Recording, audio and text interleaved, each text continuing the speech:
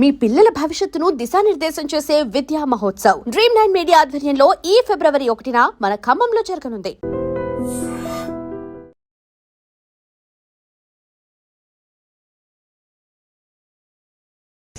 Madam Santosh రావు గారికి SIT నోటీసులు ఇచ్చింది ఈ రోజు 3 గంటలకు రమ్మని. దాని మీద ఇవాళ బీఆర్ఎస్ పార్టీ అదేవిధంగా బీఆర్ఎస్ పార్టీ అధ్యక్షులు గౌరవనీయులు ఉద్యమ నాయకులు ఉద్యమకారులకు దూరమైనరంటే, పేద ప్రజలకు దూరమైనరంటే, అమరవీరుల కుటుంబాలకు దూరమైనరంటే, పెద్ద పెద్ద నాయకులు గద్దర్ గారు లాంటి వాళ్ళు గేట్ బయట ఉండే పరిస్థితి వచ్చిందంటే, ఈటెల రాజేందర్ గారు లాంటి వాళ్ళు పార్టీ వీడే పరిస్థితి వచ్చిందంటే, ఈ అన్ని దుర్మార్గాలకు కూడా సెంటర్ పాయింట్ మొదటి దయ్యం ఈ సంతోష్ రావు అనేటటువంటి వ్యక్తి.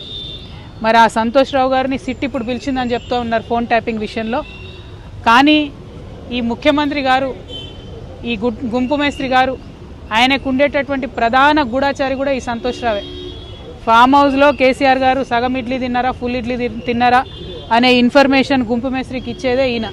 మరి గుంపు మేస్త్రి గారి ఆయన గూఢాచారిని శిక్ష వేస్తాడా లేదా నాకు తెలియదు, నాకైతే నమ్మకం లేదు. సిట్టు పిలవడం వరకు బాగానే ఉంది, తదుపరి చర్యలు ఎట్లుంటాయనేటటువంటి అంశాన్ని చూడాలి. అదేవిధంగా మరి బీఆర్ఎస్ పార్టీ కార్యకర్తల నాయకులు కూడా గమనించుకోవాలి. ఇటువంటి దుర్మార్గుడికి హరీష్ రావు గారు, కేటీఆర్ గారు ట్వీట్స్ చేపెట్టి వత్తాసు పలకడం ఎందుకో అర్థమైతలేదు నాకు. మొత్తం పార్టీలో అనేక మంది నాయకులకు కన్నీళ్లు తెప్పించి రక్త కన్నీరు పెట్టించినటువంటి దుర్మార్గుడు, మొదటి దయ్యం, నేను ముందు నుంచి చెప్తున్నటువంటి దయ్యం ఈ వ్యక్తి. మరి ఈ వ్యక్తి ఇవాళ వచ్చిందంటే చట్టం కరెక్ట్గా తన పని చేస్తే శిక్ష ఖచ్చితంగా పడుతుంది. కానీ గుంపు మేస్త్రి గారు ఈ గూఢాచారిని కాపాడుకుంటాడని చెప్పి నేను అనుకుంటా ఉన్నాను. మరి అటువంటి పరిస్థితి రాకుండా పోలీస్ డిపార్ట్మెంట్ వాళ్ళు పకడ్బందీగా మీ పని మీరు రాజకీయాలకు అతీతంగా చేయాలని కూడా డిమాండ్ చేస్తాం.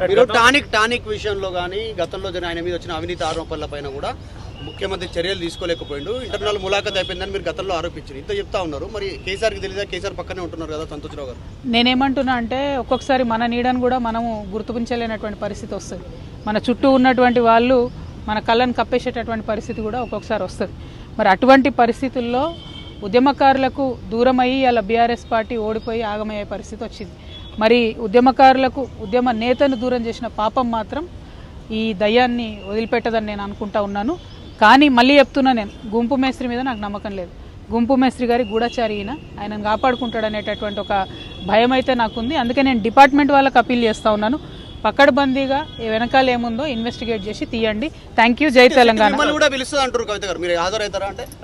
గతంలో మీ ఫోన్లు, మీ కుటుంబ సభ్యుల ఫోన్లు కూడా ట్యాప్ అయినటువంటి అనుమానాలు మీరు వ్యక్తం చేశారు. మీకు కూడా సిట్ నోటీసులు ఇస్తుంది అనుకోవచ్చా? చూద్దాం ఏమవుతుందో, నాకైతే తెలియదు. Thank you. జై తెలంగాణ.